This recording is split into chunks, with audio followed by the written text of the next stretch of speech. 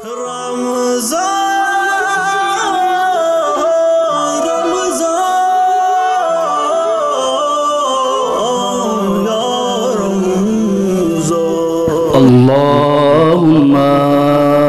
صل على محمد وآل محمد.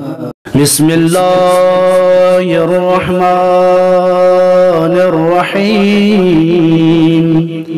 اللهم نبهني فيه لبركات أسحاره، ونور فيه قلبي بضياء أنواره، وخذ بكل أعضائي إلى اتباع آثاره بنورك يا منور قلوب العارفين.